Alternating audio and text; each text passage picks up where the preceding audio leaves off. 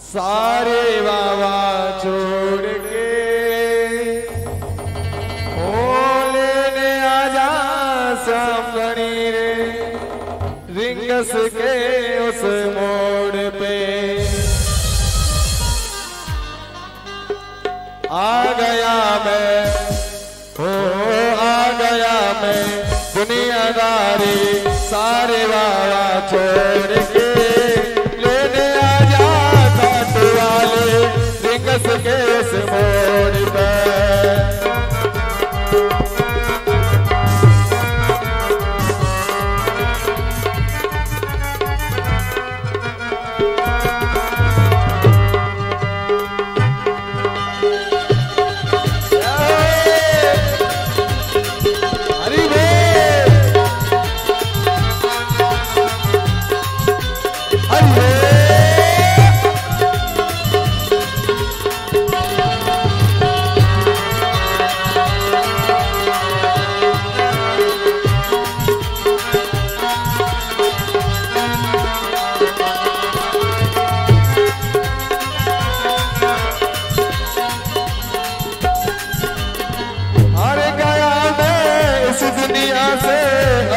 मुझको थाम ले गया तुम इस दुनिया से हमको मुझको थाम ले होगा मुझे किसी श्याम भगत ने बाबा का तो नाम ले बाबा का तो नाम ले बाबा का तो नाम ले अपने पराए अपने पराए छोड़ गए हैं अपने पराए हो गए हैं दिल मेरा ये तोड़ के लेने आजा काट वाले रिंगस के उस मोड़ पे आ गया मैं दुनियादारी सारे बाबा छोड़ के लेने आजा सामने रिंगस के उस मोड़ पे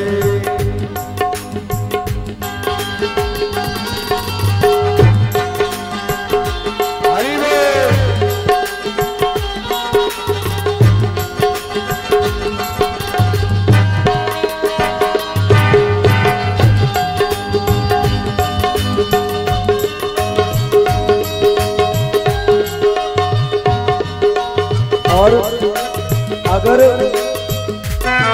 अगर आप खाटू श्याम जी जाएंगे तो वहां पर एक रिंगस मोड़ है और तोरण द्वार है।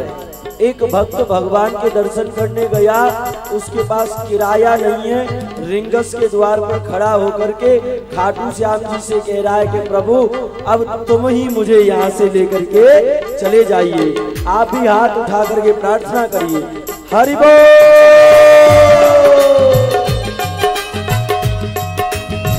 ओहो हरि जय जय।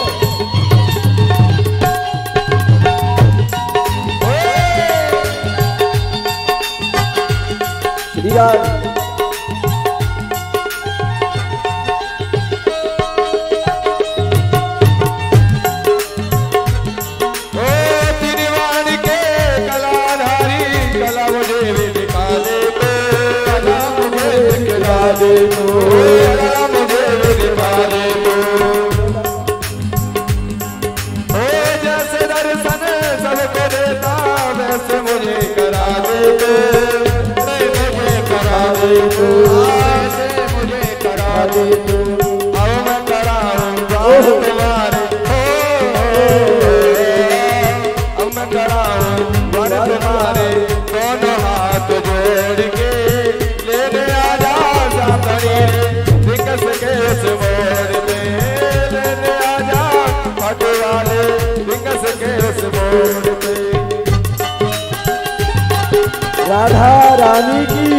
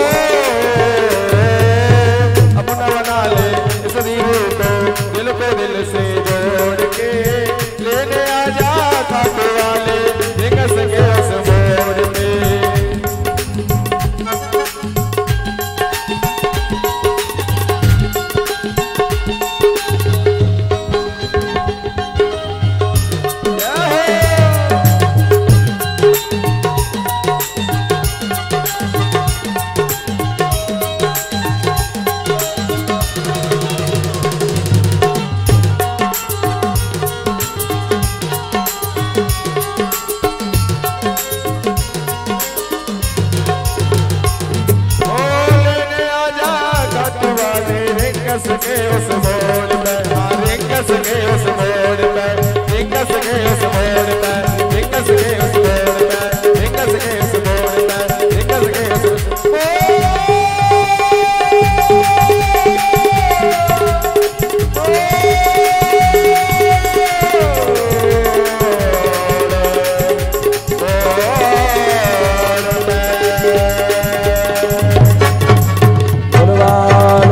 लाल की जय, खिलन बिहारी सरकार की जय जय जय। राधे।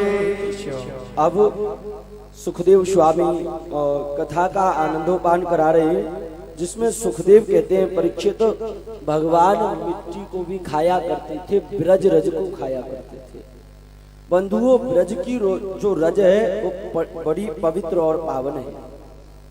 रमण रेत लेचो नहीं, कियो न यमुना पान, रे मन मूर्ख समझो नहीं, या ब्रज को तत्व महान। एक बार भगवान कृष्ण अपने सखाओं के साथ भ्रमण करते करते ब्रह्मांड घाट पे गए, और ब्रह्मांड घाट पे जाकर के ठाकुर जी ने इतनो मोटो माटी को डेल अपने मुंह में दे दिया। और मनसुका ने देख लिए। मनसुका बोलो लाला न्यो बता तेरे मुंह में का है? और ठाकुर जी बोले कछु नहीं। ना ना लाला साची साची बता, नहीं तो तेरे भैया दाऊ दादा ते कह देंगे और तेरे घर तक पता पड़ जाएगी। भगवान जब नहीं बोले तो मनसुका बलदाऊ जी को पकड़ के लायो, और मनसुका ने एक हाथ कृष्ण को पकड़ लियो और दूसरा हाथ बलदाऊ ने, और यशोदा मैया से शिकायत करने के लिए ले गए। एकदा क्रीडमानायास्ते रमायाद्या गोपदारकः, कृष्णो मृदं भक्षितः वनितमात्रे वृतम। ब्रजवासी ने कही मैया यशोदा मैया तेरे लाना ने आज ब्रह्मांड घाट पे ब्रज की रज खाई ली। अब यशोदा मैया पूछ रही है कस्माद मृद मदांत भवान भक्षति वानरः, वदन्ति तावका द्येते कुमारास्ते योगदारकः। अब यशोदा मैया पूछ रही है कस्माद मृद मदांत भवान भक्षति वानरः, लाला तेने माटी खाई है?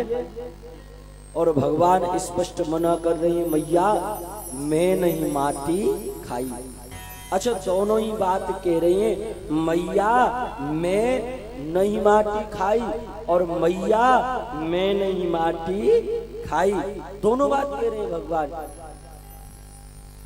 अच्छा भगवान बोले मैया न्यो बता तू ते कौने कही कि हमने माटी खाई? बोले बलदाऊ ने कही।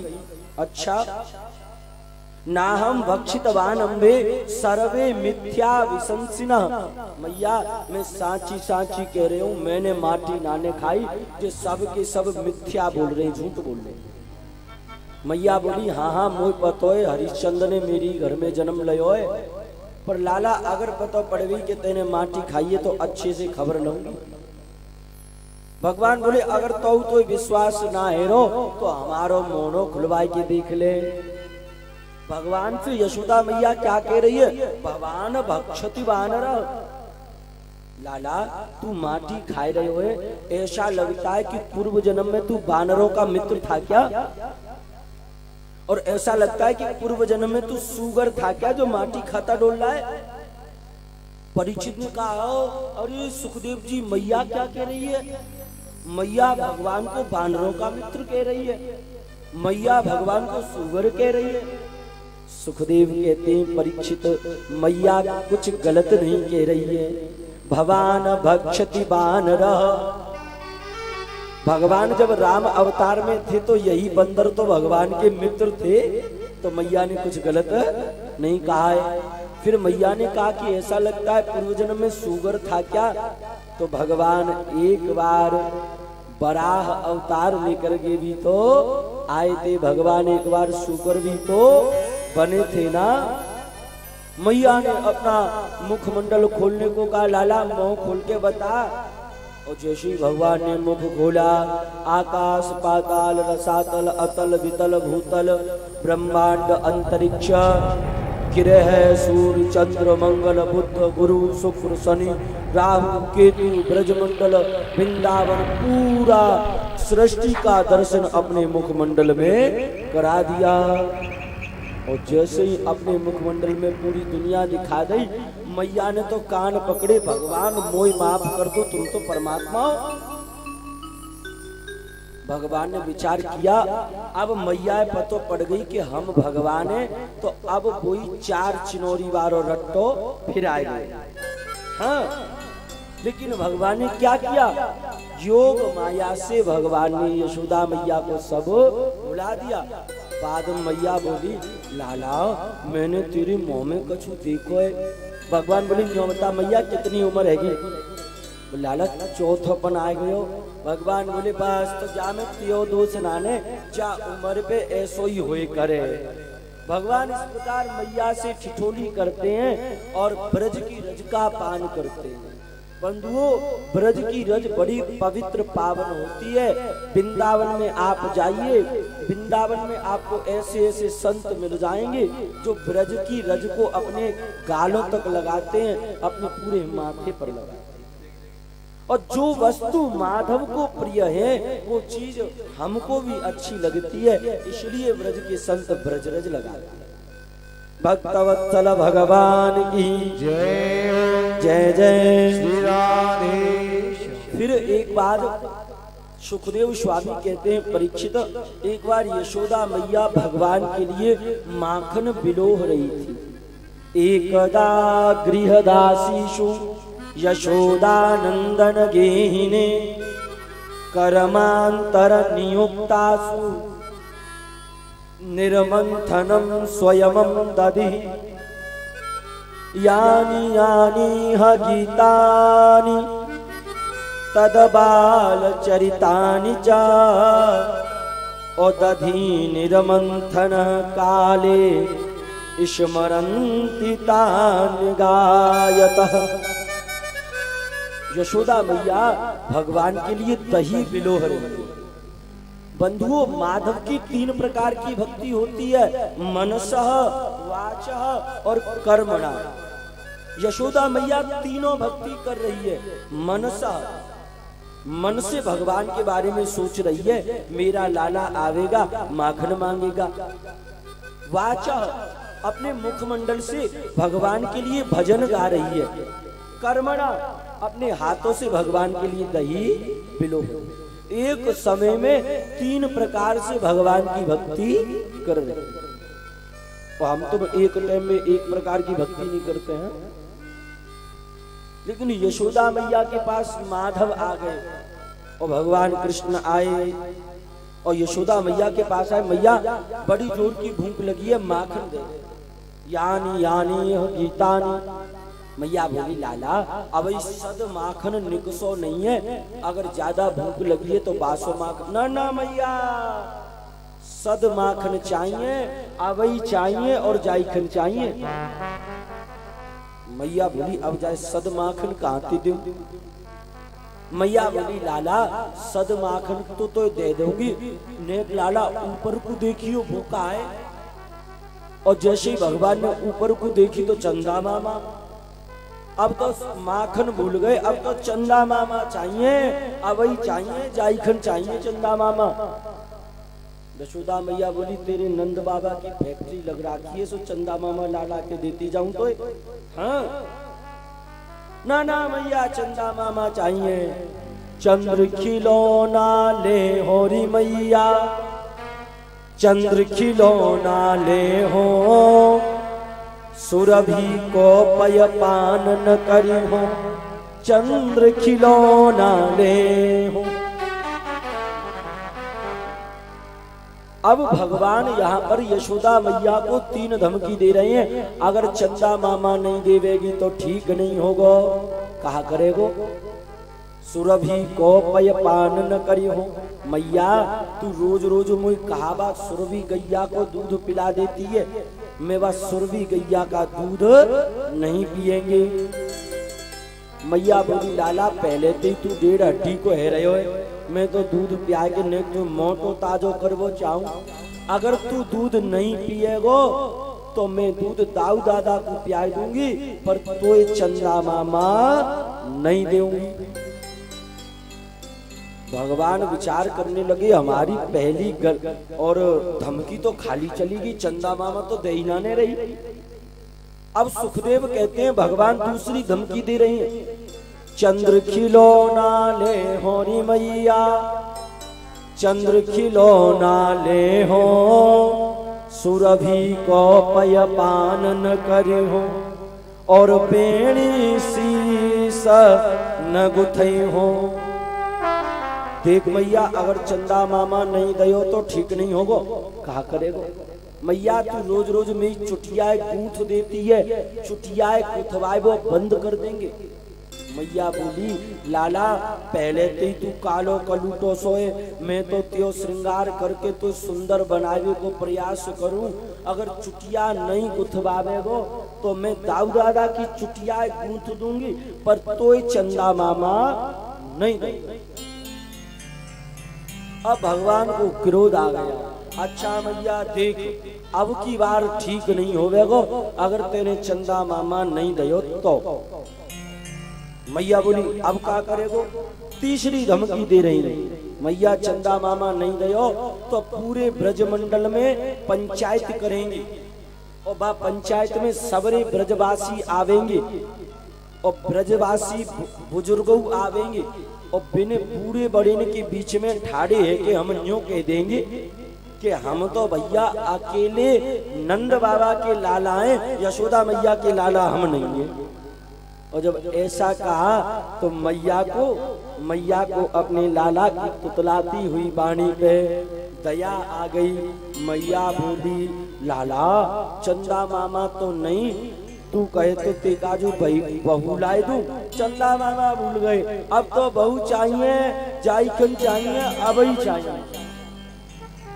और यशोदा भैया ने छोटी सी गुड़िया लालाए दे दो, माधव मान न। अब भगवान बोले अच्छा मैया मुझे बता तो दूध ज्यादा प्यारो है कि पूत ज्यादा प्यारो है। मैया बोली मैं घर में 9 लाख गैयाएं दूध बहो बहो डोल रहे हो, मोई तो पूत ही ज्यादा प्यारो है। इतने में एक गोपी आई, संजात कोपः स्फुरितः संदरम दधी व्रतः मित्वा मृषान मानस हर्षयाः। गोपी आई और गोपी बोली मैया तुम यहाँ अपने लाला को खिला रही हो, और वहाँ चूल्हे पर जो दूध रख करके आई हो वो दूध उफन गया। और मैया जैसे ही पतो पड़ी कि दूध उफन गयो, झट सीना लाला अपनी गोद में से नीचे उतार के धम्म सीना धर दिए, और मैया दूध बचावे को हाजी। भगवान विचार करवे लगे, हवाल तो बड़ी कह रही कि मोई पूत ही प्यार होए, और अब नेक दूध उफन गयो तो हमें छोड़ के भाग गई। और भगवान ने होठ बुला लिए, क्रोध आ गया। परीक्षित ने पूछा कि परीक्षित सुखदेव ये दूध उसी समय क्यों उफना है, आगे पीछे भी तो फैल सकता था, उसी समय क्यों फैला है। तो बंधुओं वो दूध भी विचार करने लगा। भगवान कृष्ण यशोदा मैया की गोद में बैठे हैं, और भगवान यशोदा मैया का दूध पी लेंगे, भगवान का पेट भर जाएगा। तो वो दूध विचार करने लगा फिर हमें कौन पिएगा, और जब हमें भगवान नहीं पिएंगे तो हम ऐसा जीवन ग्रहण नहीं करेंगे, अग्नि में गिर करके अपने प्राण त्याग देंगे। इसलिए वो दूध अपने प्राणों को त्याग रहा है। क्यों? जिन्हों हरि भगत हृदय नहीं आनी, और जीवित सब समान श्रववाणी। जिनके हृदय में माधव की भक्ति नहीं है, जो लोग माधव के काम नहीं आते हैं, तुलसीदास बाबा कह रहे हैं वो लोग जीते जी मुर्दे की समान। मैं नहीं कह रहा हूं, हाँ तुलसीदास बाबा कह रहे हैं जीवित सब समान श्रववाणी, सब मुर्दे को कहते हैं जिनके हृदय में कृष्ण भक्ति नहीं आई, जिनके हृदय में भगवान के लिए प्रेम नहीं आया, जो लोग भगवान के काम नहीं आते हैं, वो लोग जीते जी मुर्दे के समान। और भगवान ने मैया धरो छोड़ गई तो भगवान ने सबरे माच मटका फोड़ दिए, भगवान को क्रोध आ गया। बाद में यशोदा मैया कृष्ण को पकड़ के बांधना चाहती। एक बात बताऊं, संसार को वो बांधे डोल रहा है और आज यशोदा उसे बांधना चाहती है। भगवान को बांधना कोई हंसी खेल थोड़ी है। भगवान को या तो कोई प्रेमी बांध सकता है, भगवान को या कोई सरल हृदय वाला बांध सकता है। निर्मल मन जन सो मोहे, पावा मोहि कपट छल छिद्र। यशोदा मैया उखल से बांधना चाहती है, रस्सी 2 अंगुल छोटी पड़ जाती है। चारों तरफ से रस्सी लाई, इतनों सो लालाए और इतनी बड़ी रस्सी फिर भी छोटी पड़ रही है। एक बात बताऊं, यशोदा मैया के हृदय में भगवान के प्रति अभी क्रोध भरा हुआ है, इसलिए भगवान बंध नहीं रही। थोड़ी देर बाद मैया थक गई और जैसे ही मैया के पसीना आया, भगवान छोटी सी रस्सी में बंध गए। प्रेम से माधव को बांधा जा सकता है। भगतन ने मोहे नाना भाव। अगर आप चाहें तो भगवान आपके लिए हर जगह आ सकता है, आपके पीछे पीछे डोल सकता है, लेकिन प्रेम होना चाहिए ना।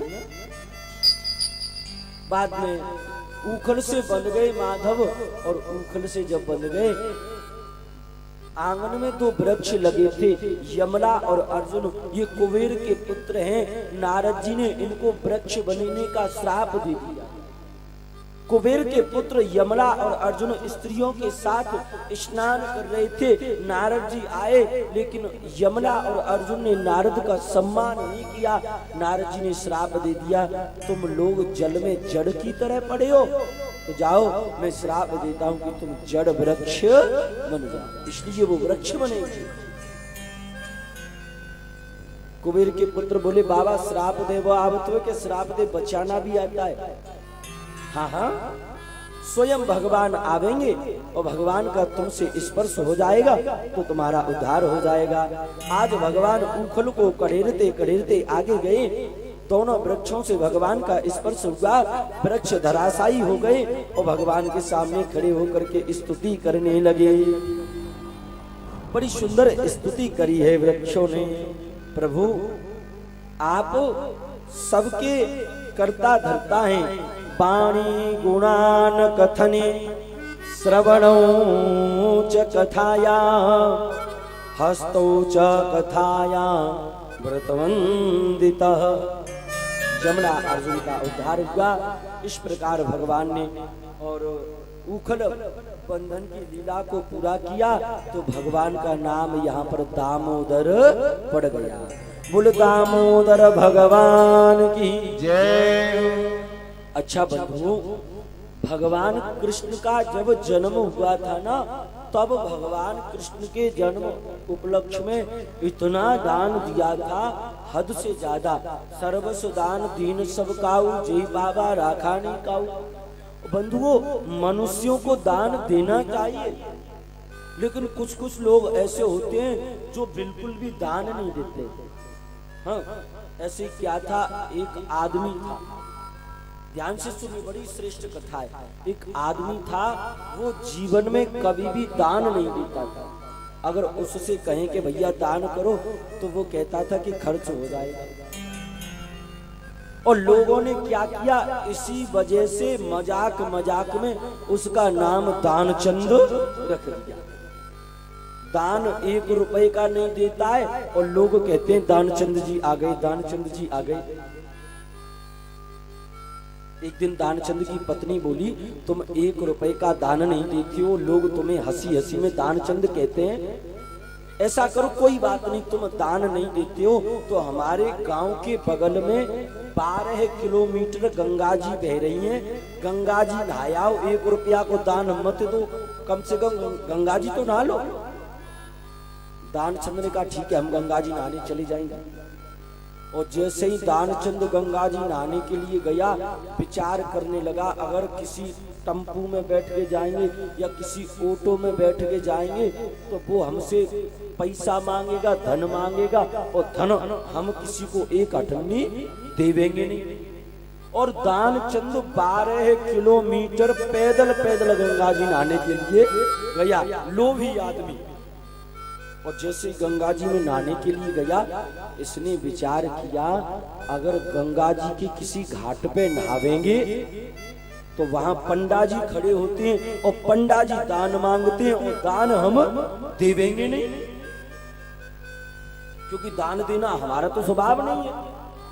इसने विचार किया, कोई बात नहीं, हम घाट पे नहाने नहीं जाएंगे। तो बोले गंगा जी के बगल में एक मुर्दा घाट है, मुर्दा घाट बिल्कुल खाली रहता है, वहां किसी पंडा का झंझट नहीं होता, कोई पंडा बैठता ही नहीं। और मुर्दा घाट में जाएंगे, एक डुबकी लगा करके गंगा जी में घर चले जाएंगे। और लोभी दानचंद ने ऐसा ही किया, मुर्दा घाट में नहाने के लिए गया, और जैसे ही मुर्दा घाट में नहाने के लिए गया, डुबकी लगाई, और जैसे ही डुबकी लगाई तो भगवान ने विचार किया कि अगर जे ऐसो है तो जाके संग हम ऐसे ही बन जाएंगे। और भगवान पंडा का रूप लेकर के प्रकट हो गए, यजमान की जय हो, यजमान की जय हो। भगवान पंडा का रूप लेकर के प्रकट हो गए। दानचंद ने कहा तुम कौन हो? बोले हम संतोषी पंडा हैं, मुर्दा घाट पे पड़े रहते हैं। दानचंद बोला जय हो, मुर्दा घाट भी नहीं छोड़ा, यहां भी आ गए। हाँ कोई बात नहीं, वो हम संतोषी हैं, और तुम्हारे जैसा कोई यजमान इस घाट पे नहाने के लिए आता है और एक एक साल के भोजन की व्यवस्था करके चला जाता है। दानचंद की धड़कन तेज हो गई, 1 साल? हम आपके 6 महीने की व्यवस्था नहीं करेंगे। 6 महीना छोड़ो, 3 महीना नहीं, 3 महीना छोड़ो, हम तो आपको 1 दिन का भोजन भी नहीं कराएंगे, क्योंकि लोभी है हम। भगवान बोले नहीं नहीं, आज तो कुछ न कुछ तो दान में देना पड़ेगा। दानचंद बोला आज तो आछे फंस गए, पत्नी ने कहा था गंगा जी नहाओ, यहाँ दान देना पड़ेगा। दानचंद बोला अच्छा अभी तो हम कुछ लाए नहीं, तुम उधार कर लोगे? भगवान बोले हाँ हाँ, हमारे यहाँ सब व्यवस्था है, हम उधार भी कर लेंगे। और दानचंद विचार कर रहा है कि भगवान इनसे उधार कर जाएंगे, इन्होंने हमारा घर तो देखा नहीं, सो जो ले भी आवेंगे। और दानचंद ने एक थैला का उधार का संकल्प कर दिया पंडा जी से, और उधार दान दे करके घर आ गया। और पत्नी से बोला आज तो हम भी दान दे करके आए। अच्छा, बढ़िया शयन कर रहा था। शाम हुई, भगवान पंडा का रूप लेकर के द्वार पर आ गए। यजमान की जय हो, यजमान की जय हो। दानचंद ने कहा देवी जी जाकर के देखो द्वार पे कौन है। और पत्नी ने द्वार खोला, कौन है आप? बोले हम पंडा जी हैं, तुम्हारी पति देव हमें उधार दान दे के आए थे, सो वो ले भी आया। देवी जी विचार करने लगी, पहली पुत तो दान दे, वो उधार दे के आया। हाँ, और पत्नी ने जाकर के कहा कि तुम उधार दान दे के आए थे, वे पंडा जी आए, जाकर के उनको एक ढेला दे दो। दानचंद बोला यहां तक भी आ गए, इनको घर किसने बता दिया? दानचंद बोला अपनी पत्नी से ऐसा करो, उनसे ये कह दो कि अभी दानचंद घर पे नहीं है। पत्नी गई, पंडा जी आप फिर कभी आ जाना, अभी दानचंद घर पे नहीं है। पंडा जी बोले 12 किलोमीटर से आए, अब बार बार थोड़े ही आवेंगे, जब तक दानचंद घर नहीं आ जाता है तब तक हम यहीं रुकेंगे।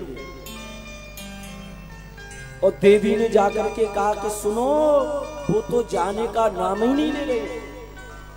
दानचंद बोला ये आछे घंटी लटक गई गले से। तो दानचंद बोला ये कह दो पंडा जी से कि दानचंद तो बीमार हो गया है, तब तो जाएंगे।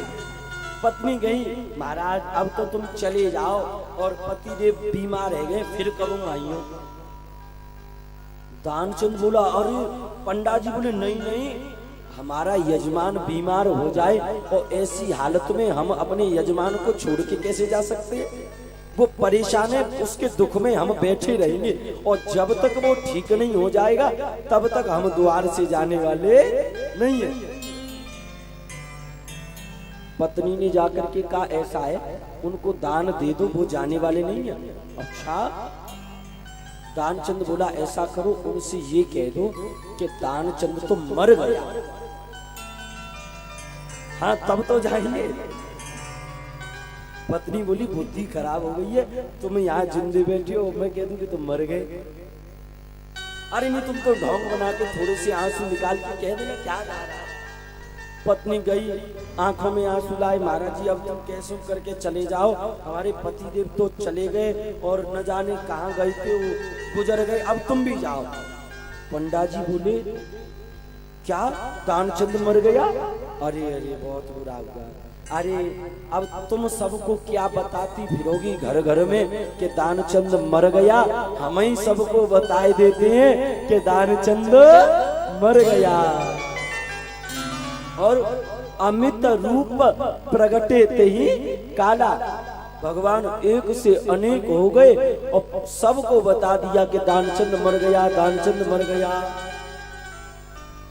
और दानचंद दान न देने की वजह से घर में पड़ा है सांस रोक के, और सब लोगों ने तैयारी करी कि ले चलो अब ले चलो, और वो सांस रोक के पड़ा है। अच्छा, पत्नी को तो पता है कि वो मरे नहीं है, पत्नी सबसे कह रही है नहीं नहीं वो जिंदे हैं, मरे नहीं है। लोग कहने लगे जाने वाला तो गया, अब तो ये तुम्हारा मोह है जो तुम ऐसे कह रही हो। नहीं नहीं मैं सच कह रही हूं, वो मरे नहीं है। लेकिन ऐसे समय पे कोई विश्वास नहीं करता है। बढ़िया तैयारी करेगी दानचंद को शमशान घाट में ले जाने की। दानचंद को शमशान घाट में ले जाया गया, पंडा जी पीछे पीछे जा रहे हैं, और शमशान घाट में तैयारी करी गई दानचंद को जलाने की। लेकिन कमबख्त आदमी, लोभी आदमी खड़ा नहीं हो रहा है। पंडा जी ने विचार किया, मरते मर जाएगा पर ये दान हमें देवेगा नहीं, इसके प्राण बचाओ।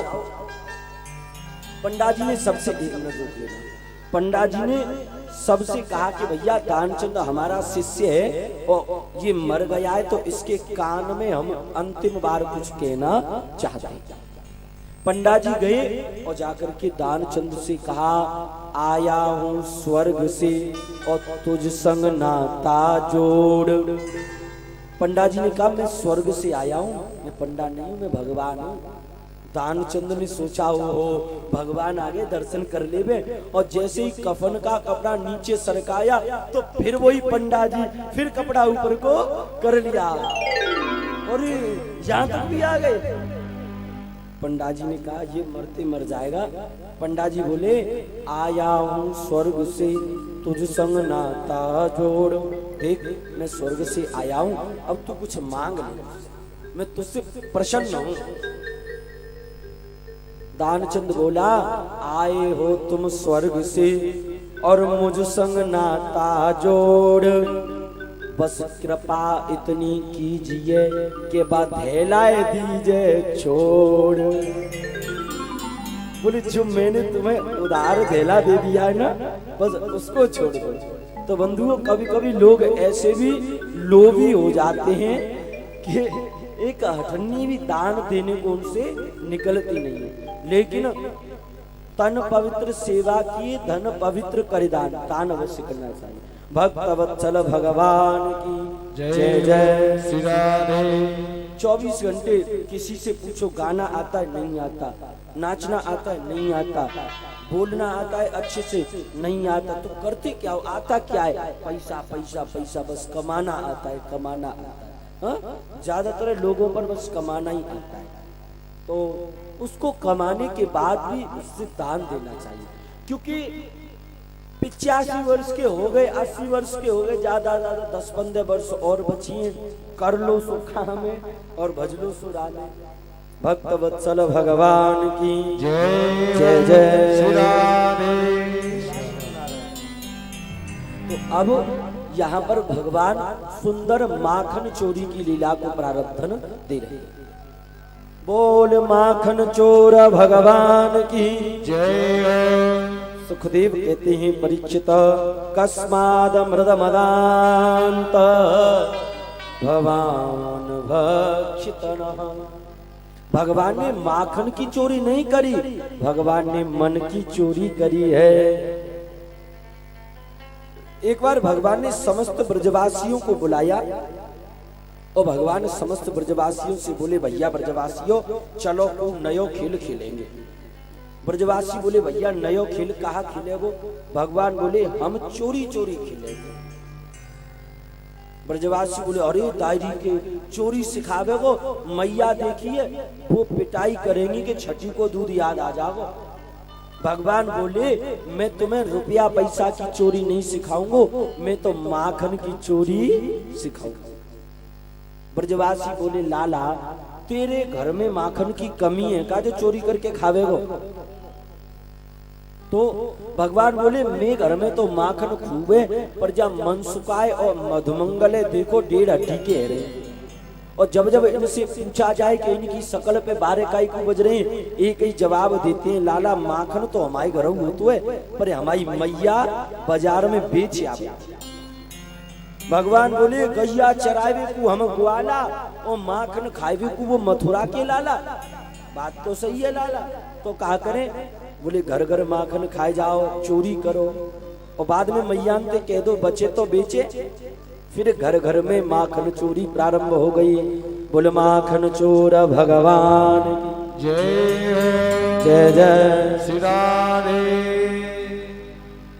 चोरी चोरी माखन खाए गयोरी, यशोदा तेरो ललना। ओहो, चोरी चोरी माखन खाए गयोरी, यशोदा तेरो ललना।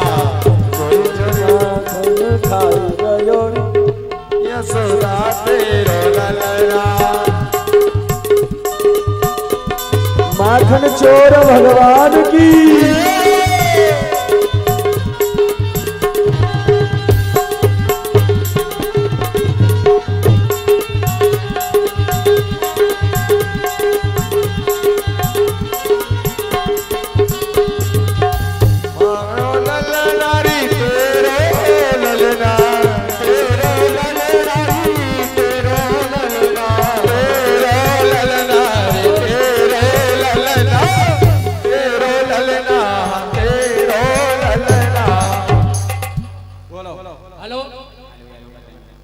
बोल माखन चोर भगवान की जय हो। आइए कुछ देर के लिए भगवान की माखन चोरी का दर्शन करते हैं, और आप अगर जलपान करना चाहें तो खड़े हो सकते हैं। अरे मनसुका, अरे आज ना जाने हमसे कौन मौसा कह रहा, सवेर सवेरे ना जाने मर जा, चल के दिए करते हैं। मौसा तो नहीं, और का कह रहा है? मनसुका। जा सारी मनसुका मनसुका कह रहा हूँ, मौसा कह रहा हूँ, वे ब्याह भयो ना कौन हो, और ना जाने कौन मौसा कह रहा हमसे। मनसुका करूँ ना मैं? चल के कौन कौन का कह रहा है? हाँ आजा। कहाँ रहेगो लाला, जल्दी आ। अरे आ रहा गाड़ी के ऐसी का तो भीड़ बढ़ रही है। अब पैर में काटो लगो का। श्याम माखन चुराते चुराते, ओहो, मस्ती में आइए। ओ श्याम माखन चुराते चुराते, अब तो दिल को चुराने लगे। माखन चुराते चुराते, श्याम माखन चुराते चुराते, अब तो दिल को चुराने लगे। श्याम माखन जो अल्लाह बचा रहा है चुराते। गाय टिकारों का बीमारियां तेरे हैं।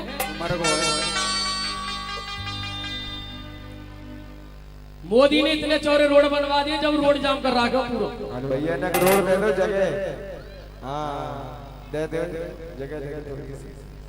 ए बाबू का हो कुछ रहो ना आधी आधी किलो पीछो सर को सब आधी आधी किलो सर को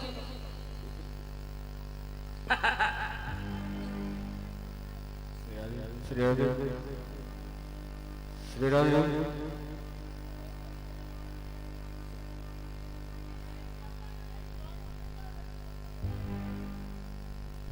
मैया काले हुए आइए काले हुए आइए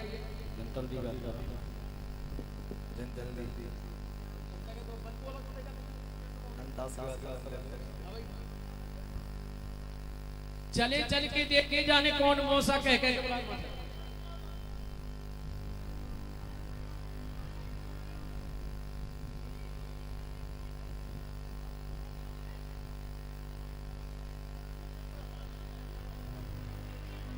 थोड़ी शांति बनाए रखें, बैठे रहें सभी। भैया जन कौन है भूत की सर चढ़ बैठी ऊपर तो ओ भैया बैठ जा पीछे दे दियो पैसा नहीं बैठ जा मां के कहना जब पैसा नहीं इबरत की भाषा है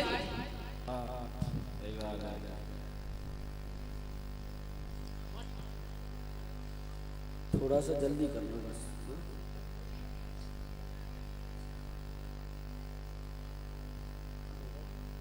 अरे भैया मनसुखा मैं देख रहा हूँ मैं न्यू देख रहा हूँ हमारे यहाँ किसी मैया ना है यहाँ तो मैया कितने प्रकार की हो? हमारे यहाँ 3 प्रकार की मैया यहाँ तो सब एक सी दिख रही हैं। कौन कौन सी हो? ना तो मैया की पतो पड़ रही ना भाभी की पतो पड़ रही ना बहन की पतो पड़ रही ना तो बुआ की पतो पड़ रही। अरे लाला कौन कौन सी हो बता दे। हमारे यहाँ मैया 5 प्रकार के घूमट मारे। कौन कौन से? एक छप्पर, एक दूरबीन, एक कैमरा, एक शटर और सबसे बड़ा सफा शटर जो यहाँ बैठी है सब शटर का हुआ। और 3 प्रकार की मैया हुआ, एक वीआईपी और एक फुवरिया और एक देहाती।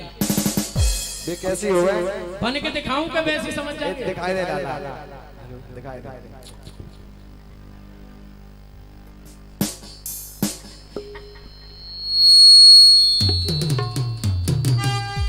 श्याम माखन चुराते चुराते श्याम माखन चुराते चुराते अब तो दिल को चुराने लगे श्याम माखन चुराते चुराते।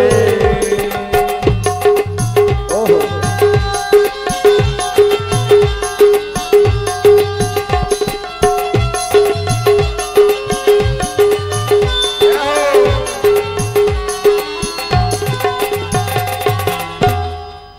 पहले कौन सी देखना चाहे फुवरिया का वीआईपी? वीआईपी क्या बात है, बाबा को मन कर रहा फौज में रह के आए ना वीआईपी।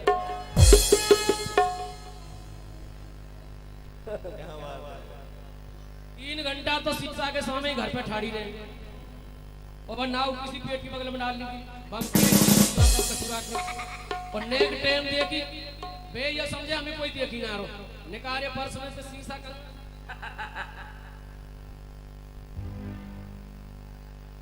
और जब चलेंगी जब कैसे करेंगी?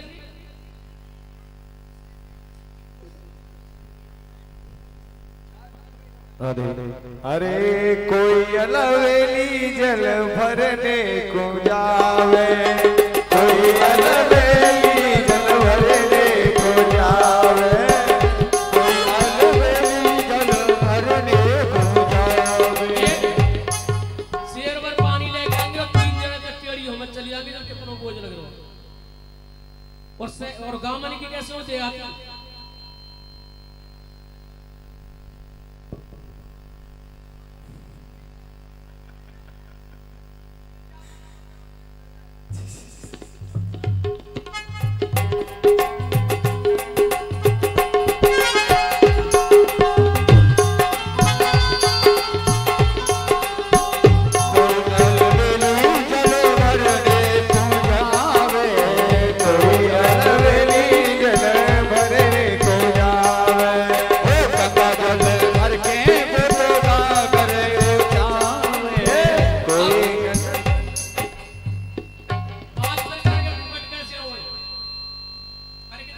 दिखाओ।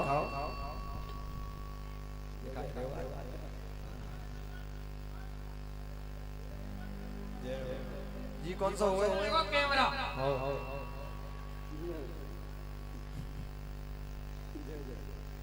और दूरबीन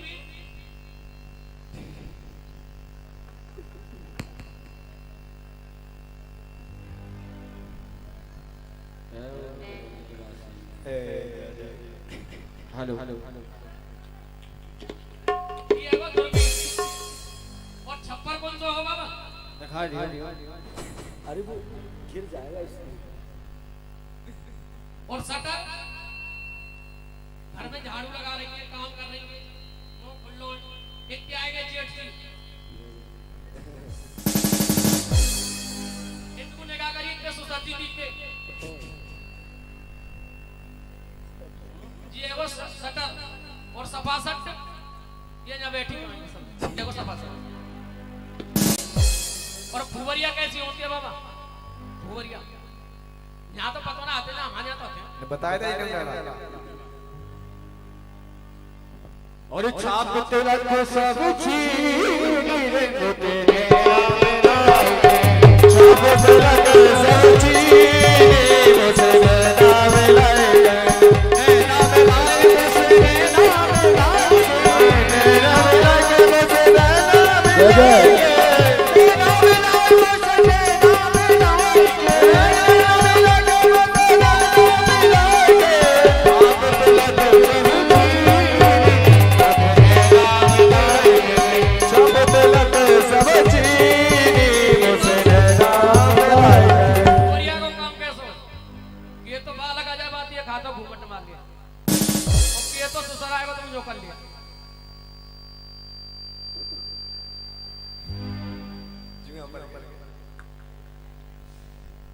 चाल चले जैसे भैंस हले पेट फुलाई की कियो लगाड़ो नाक बनिया की नाज की मंडी क्या बात है कानन ते गजराज उहारो एक कनपट्टी चढ़ रही ली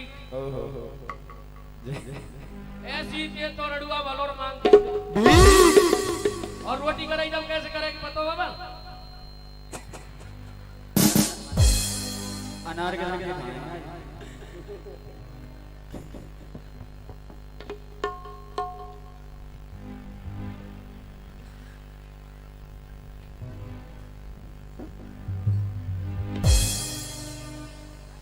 पता ना कहां धोल दूंगी और तक लग गई तो ये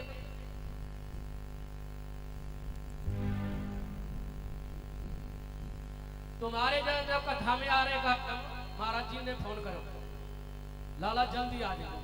मैंने कहा आ जाएंगे मुझे मधुनगर चौराहे ना जाके हमें गए लेट एक आदमी ऐसे ठाड़ो जो हाले जो हम जो कह रहे मैंने कि छीका बीमारी है पतो ना यहाँ कैसे आदमी हल्लो आप भी अपने चल लो ना कचू हमने कई बात कोई रे नारसिंह कौन को है वहां शेर सिंह को भाई यहाँ का ठाड़ो है कुत्तन से डर लग रहा है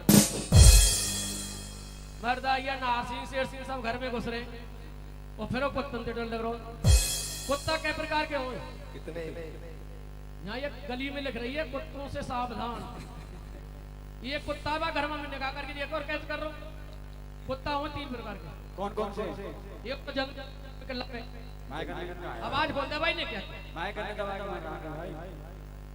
हेलो रात में किल्लाओ ना यार वो कैसे करे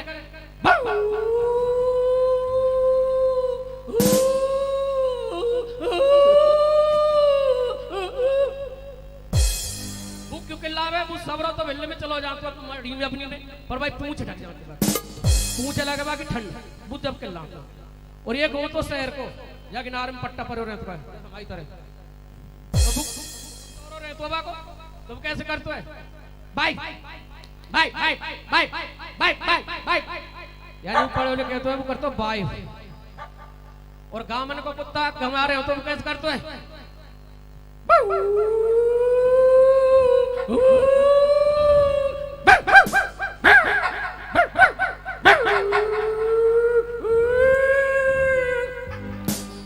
तो बहू और फिर मेरे के बच्चा कैसे करते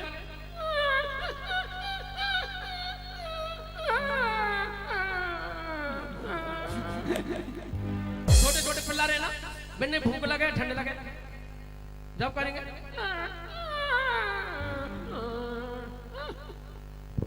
ठीक है अब देख को हल्ला मचा रहा हूं। जल्दी जल्दी करो हैं। कहाँ जा रहा पूरा खाए ये का चीज है तूने एक बेटो का लम्बा लम्बा काना में आगा काय देख कह तो या मैं हमें घुसा ले कह तू हमें घुस जाए लेके लगा सुन रात घर की है सब बैठे रहेंगे कोई ना जाए हाँ क्या मात्रा है बोल के बताइए क्या मात्रा है जब बहुत है बोल के सारे गा सोरे में बोल महाराज जी कहां से पकड़ लाए इनने हाँ बोल तो वही तो राय वगैरह सारे गा मा पा धा नी सा बिल्कुल गलत और बता तू ही बता दे भैया सारे गधा पानी पी जा ना पीवे तो घर क्यों भग जा अब बता काई करो तुम मौसम जो करूँ ना ला अरे भैया क्या बता तेरे कंधा पे ना रखो भाई मधुमंगल काय जी तेरे कंधा पे रखो काय हाँ तेरे कंधा पे का रखो ही कमरिया है मेरी कमरिया है कुछ और है कमरिया है सारे जी इस साइड ढकते दे कछु और लगे मुंह तो ही ये बहुत बड़ी कमरिया है और कांटा ही पता है हाँ हमारी मैया के दादी के नानी के मौसी के फूफा ने दी भेजी बेटा जी अच्छा तेने तेरी नानी और फूफा देखे थे ने सब देखे मेरे घर फोटो लग रहे हैं या को और छोड़ ना पावे वो देख ढंग का है का चीज है ये जय कुमार चाची बोल ले मर जा सारे कछु और ले मौज का बताई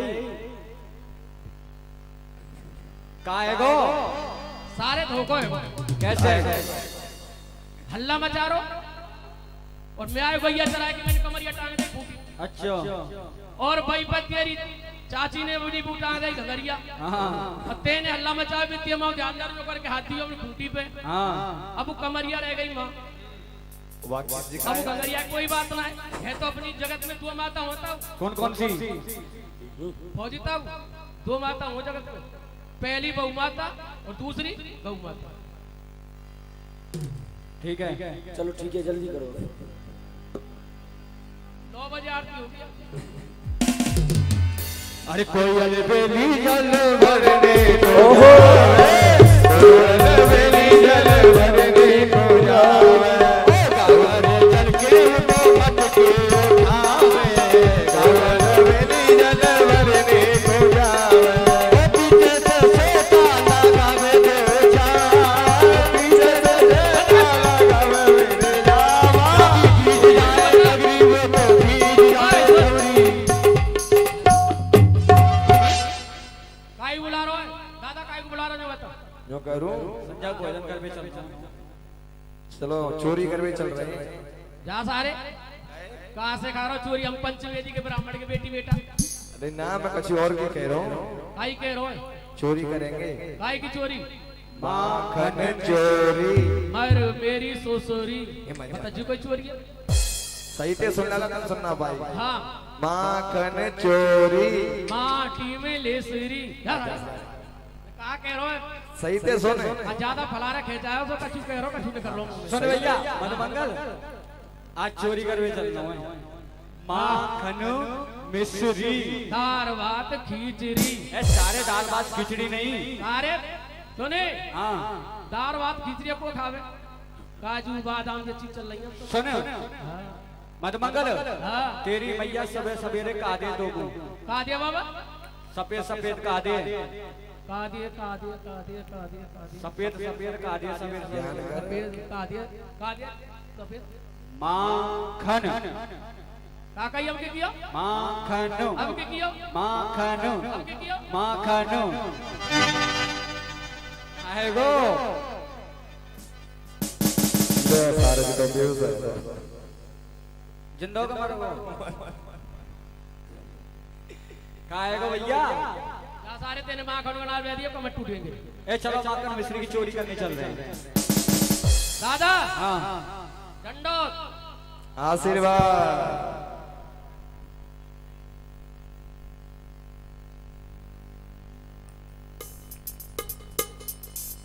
का खोई वो कादियो रे तेने पीठ पे आशीर्वाद। अरे कादियो बा तेने पीठ पे आशीर्वाद। आशीर्वाद आशीर्वाद आशीर्वाद आशीर्वाद ज्यादा हमना काम बात बात है। अब जो बता काय बुला रहा हूं।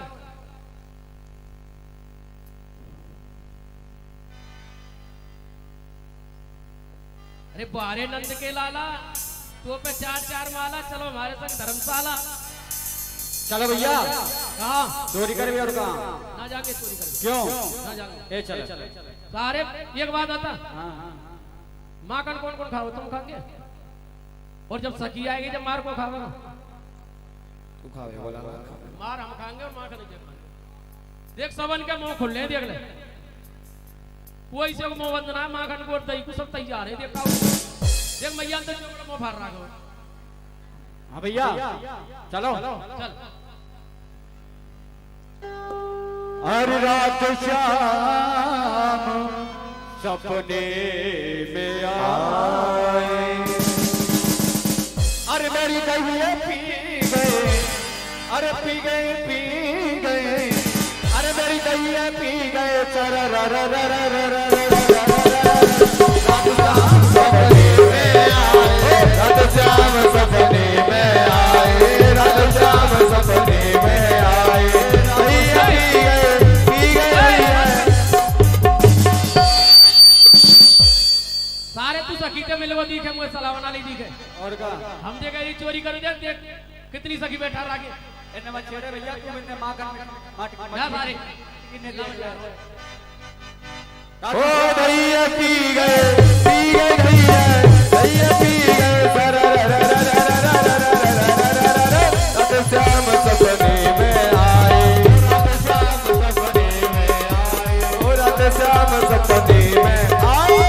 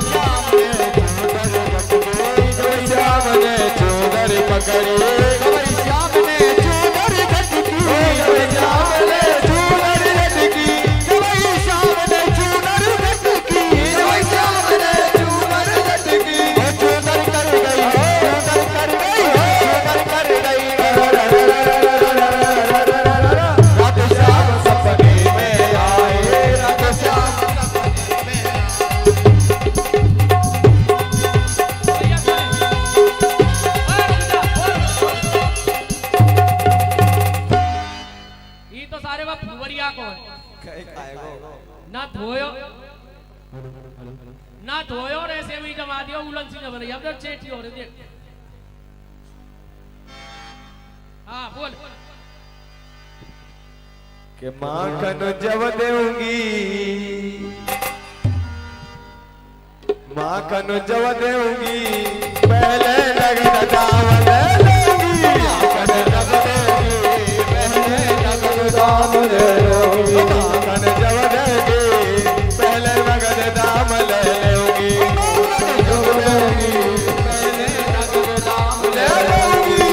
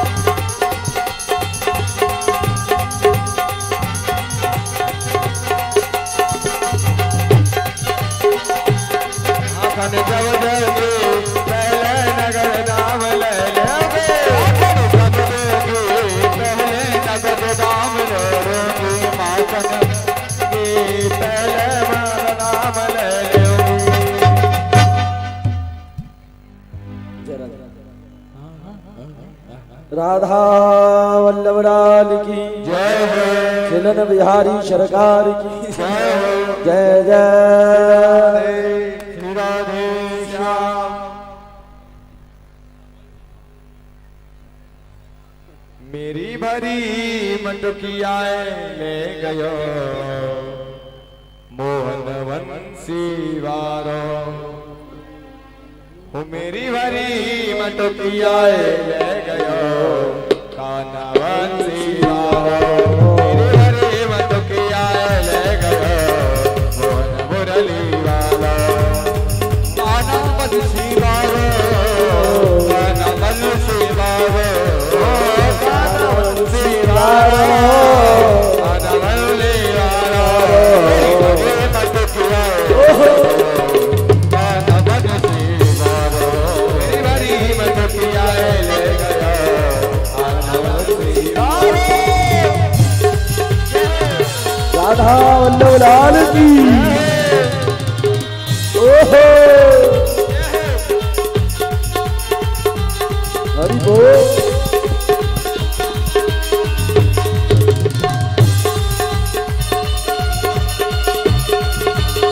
हरि बोल। जय हो।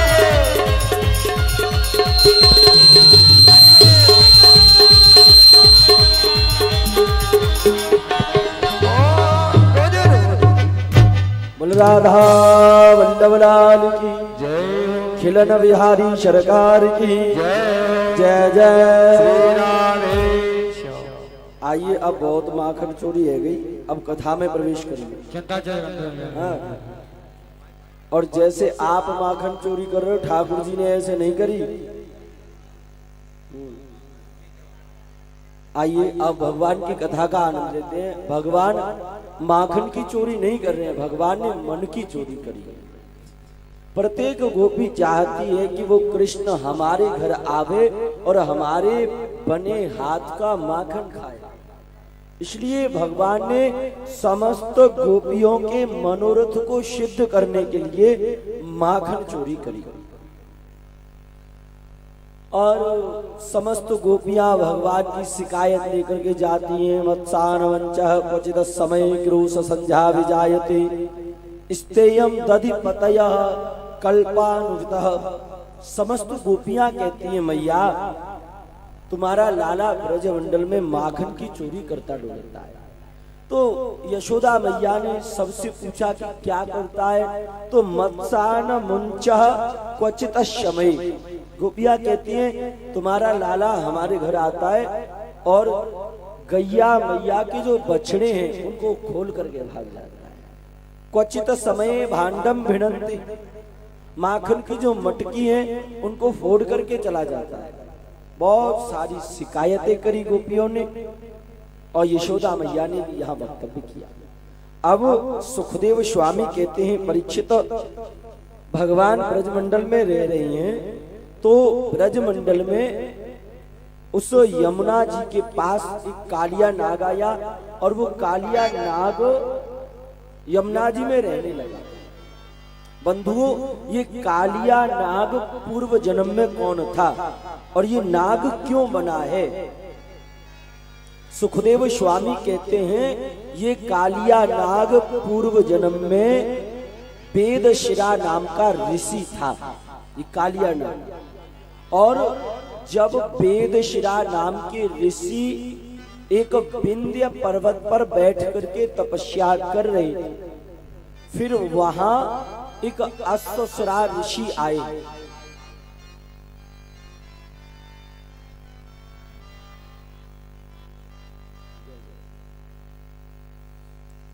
हो मेरा आपकी कृपा से सब काम हो रहा है।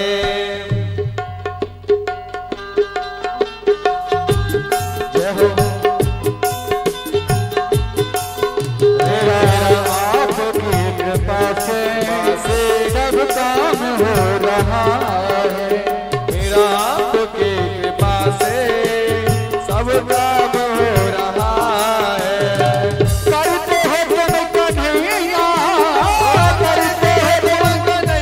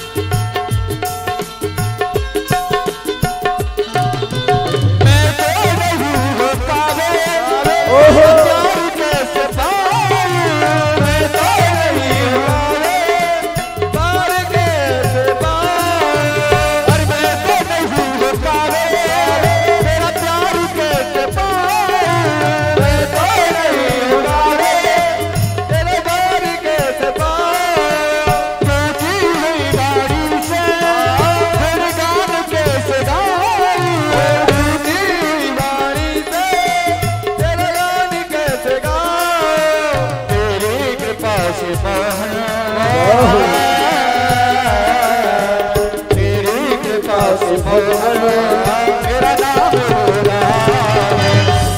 आपकी कृपा से सब काम हो रहा है।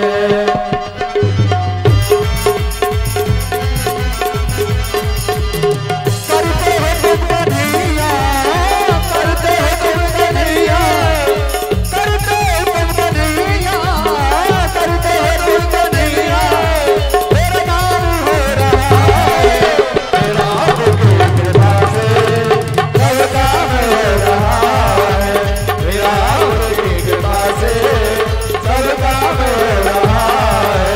सब काम हो रहा है। सब काम हो रहा है। बोल राधा वल्लभ लाल की खिलन बिहारी सरकार की जय जय। अब भगवान और बाल लीला कर रहे हैं, बाल चरित हरि बहुविध कीना। भगवान ने कालिया नाथ का निग्रहण किया। और ये कालिया नाग पूर्व जन्म में कौन था, ये कालिया नाग क्यों बना, ऐसा इसने क्या कर दिया जिसे इसको नाग बनना पड़ा। ये कालिया नाग पूर्व जन्म में वेदशिरा नाम का ऋषि था।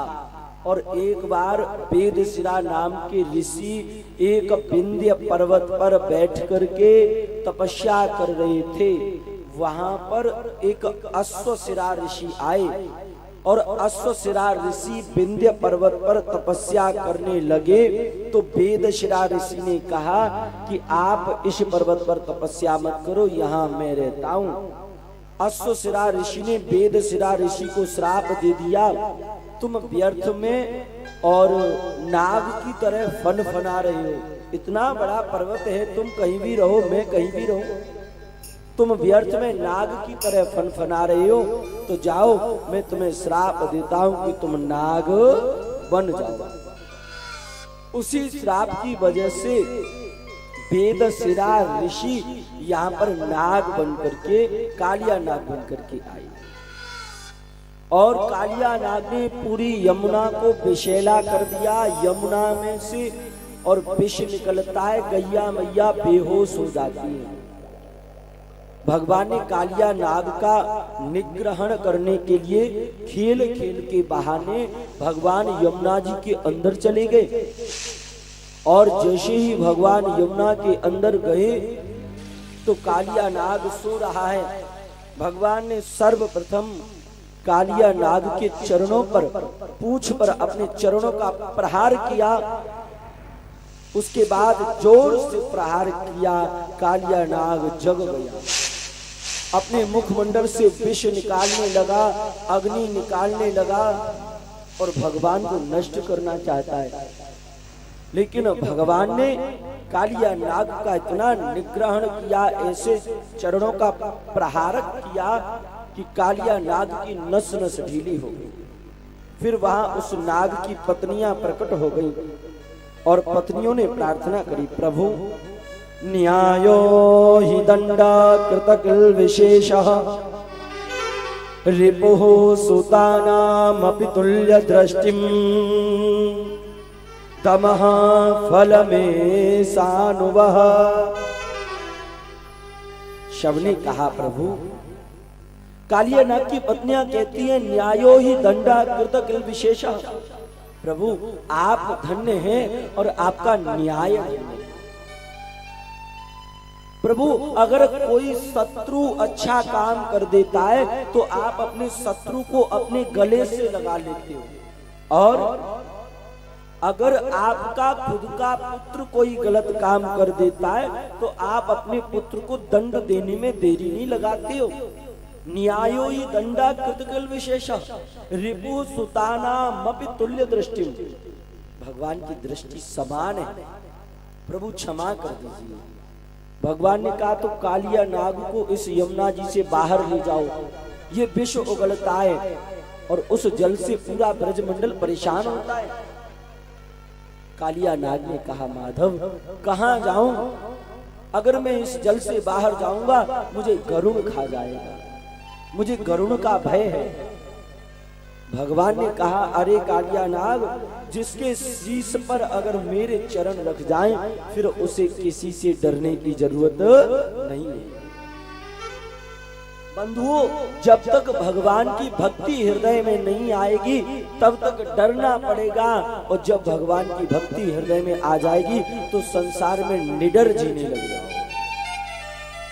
भगवान के चरण कालिया नाग के ऊपर रख गए। कालिया नाग वहां से रमणक द्वीप में गया और इस प्रकार भगवान ने कालिया नाग का मंथन निग्रहण किया। बोलवाल कृष्ण लाल की जय। और भगवान कालिया नाग के ऊपर इस प्रकार तांडव कर रहे हैं जैसे भगवान महादेव तांडव करते हैं। तांडव गति मुंडन पर निरतत बनवारी, नृत्य किया भगवान ने। और फिर कंस भगवान को मारने के लिए रोज एक न एक राक्षस को भेजता है। अब की बार कंस ने एक प्रलंभासुर नाम के राक्षस को भेजा, और वो प्रलंभासुर नाम का राक्षस ग्वाल वालों के रूप में आया और ब्रजवासियों के बीच में खेलने कूदने लग गया। लेकिन भगवान समझ गए कि ये नकली ग्वाल वाल है। प्रलंबासुर ग्वाल वाल बनकर के खेलने लग गया ब्रजवासियों में। और भगवान ने बलराम जी से कहा, बलराम जाओ जाकर के इस प्रलंबासुर असुर का उद्धार करो। और बलराम जी आगे बढ़े। बलराम जी उस प्रलंबासुर को खेल खेल के बहाने अपने साथ ले गए और जंगल में ले जाकर के बलराम जी ने उस प्रलंबासुर का उद्धार कर। सुखदेव कहते हैं, परीक्षित, ये प्रलंबासुर पूर्व जन्म में कौन था और ये राक्षस क्यों बना है? इसने ऐसा क्या काम किया जो उसे राक्षस बनना पड़ा? तो ये प्रलंबासुर पूर्व जन्म में हुहु नाम के गंधर्व का पुत्र था, जिसका नाम था विजय। एक गंधर्व था हुहु, उसका एक पुत्र था जिसका नाम था विजय। और ये विजय क्या करता है? कुबेर देवता की जो बगिया है उसमें से चोरी कर करके फल खाता है और चोरी करता है। कुबेर ने इसे राक्षस हो जाने का श्राप दे दिया। और वही हुहु गंधर्व का पुत्र विजय यहाँ पर प्रलंबासुर बनकर के आया है। कंस ने भेजा है और भगवान ने यहाँ इसका उद्धार कर दिया। बोलो भक्तवत्सल भगवान की जय। जय जय श्री राधेश। उसके बाद भगवान को मारने के लिए कंस ने एक अजगर को भेजा, और वो अजगर आया, आकर के मथुरा वाले मार्ग पर अपना मुख खोल करके बैठे। और ये क्या सोच रहा है कि सब के सब ब्रजवासी आवेंगे और मेरे मुंह में चले जाएंगे और मैं उनको मार दूंगा। ये अजगर बिना कर्म किए फल की इच्छा करता। बंधुओं, अगर कर्म नहीं किया जा रहा है तो फल की प्राप्ति नहीं हो सकती। कर्म करना अत्यंत आवश्यक है। तो इस अजगर ने क्या किया? अपना मुखमंडल मथुरा वाले मार्ग पर खोल करके रख लिया। ब्रजवासी आए।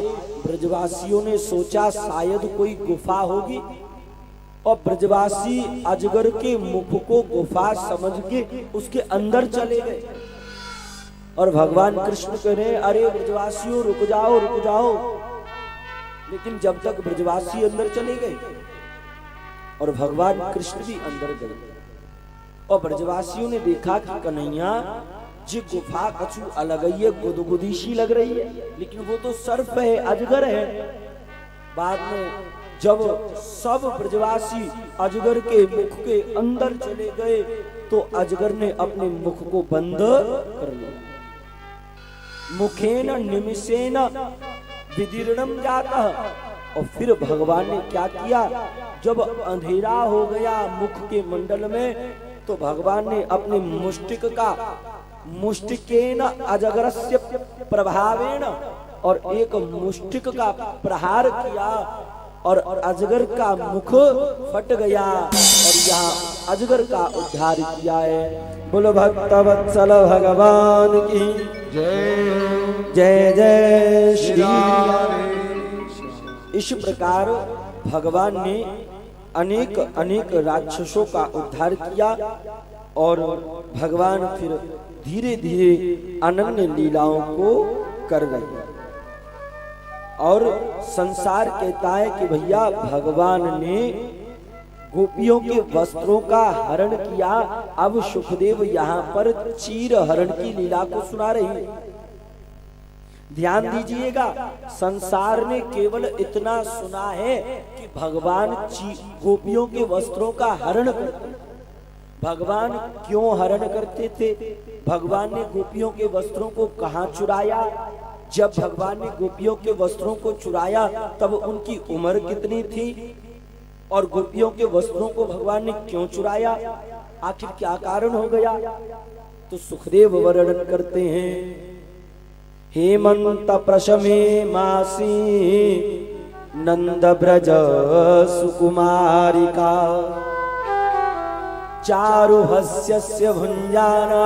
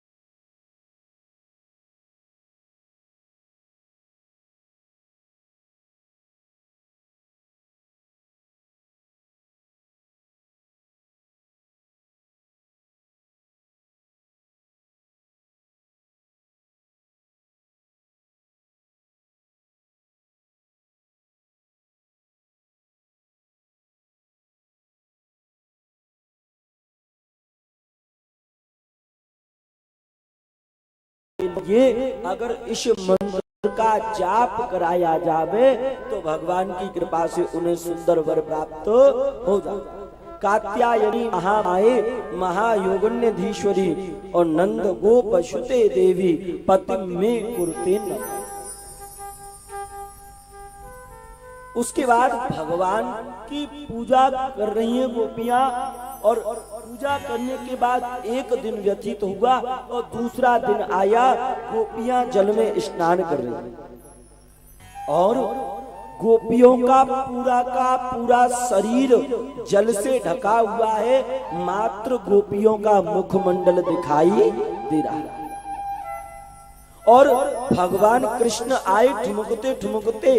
भगवान ने जब गोपियों के वस्त्रों का हरण किया उस समय भगवान की 7 वर्ष की आयु थी। अब मुझे बताइए 7 वर्ष का बालक उसके हृदय में काम की भावना नहीं होती। संसार कहता है कि भगवान ने गोपियों के वस्त्रों को इसलिए चोरी किया कि काम की भावना नहीं। भगवान ने 7 वर्ष की आयु में वस्त्रों को चोरी किया और 7 वर्ष का बालक नन्हा मुन्ना होता है, उसके हृदय में काम की भावना नहीं होती। उधर गोपियों का पूरा शरीर जल से ढका हुआ है। मात्र गोपियों का मुखमंडल दिखाई दे रहा है। और इधर भगवान कृष्ण आए, कदम के वृक्ष पर चढ़ गए और भगवान कृष्ण का मात्र मुखमंडल दिखाई दे रहा है। भगवान का शरीर भी कदम के पत्तों से ढका हुआ है। इधर गोपियों का मुख दिखाई दे रहा है और उधर भगवान कृष्ण का मुख दिखाई दे रहा है। गोपियां स्नान कर रही हैं। योग मायाएं, भगवान ने योग माया से गोपियों के वस्त्रों को कदम के वृक्ष पर टांग दिया और सूर्य उदय होने वाला था। गोपियों ने देखा हमारे वस्त्र नहीं है, तो गोपियों ने कदम के वृक्ष पर वस्त्रों को टंगा हुआ देखा।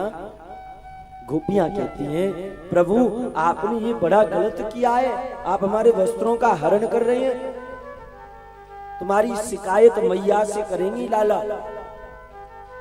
भगवान ने कहा, गोपियों तुम जल के अंदर वस्त्रों को उतार के स्नान करती हो। जल के अंदर वरुण भगवान रहते हैं और उनका ऐसे अपमान होता है।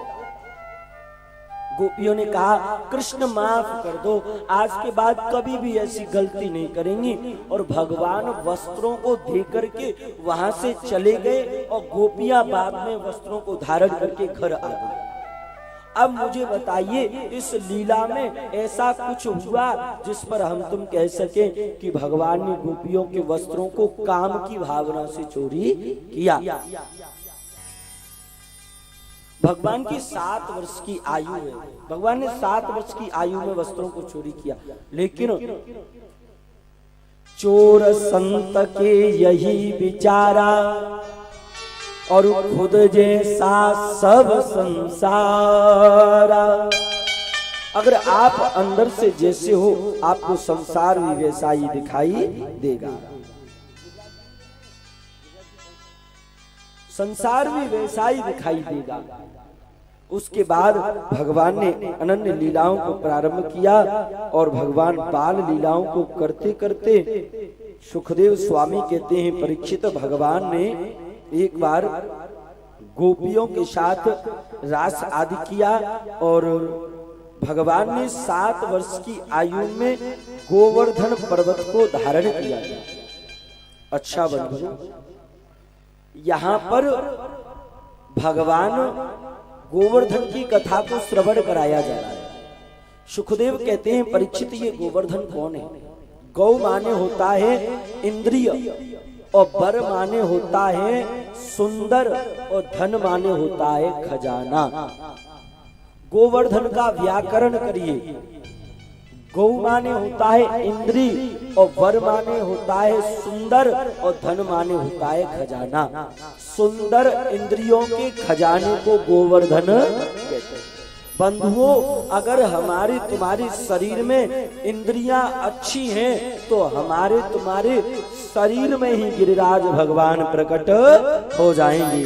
और अगर शरीर के अंदर जो इंद्रियां हैं, जो इच्छाएं हैं, अगर ये बिगड़ी हुई हैं तो गिरिराज जी में जाकर के भी ऐसा लगेगा कि हम गिरिराज जी में नहीं हैं। सुंदर इंद्रियां और सुंदर इंद्रियों के खजाने को गोवर्धन कहते हैं। अच्छा, ये गोवर्धन कौन है? ये गोवर्धन द्रोणगिरी पुत्र के, द्रोणगिरी पर्वत के पुत्र हैं जिनका नाम गोवर्धन है। आपको पता है, गोवर्धन पर्वत को पुलस्त ऋषि ने श्राप दिया हुआ।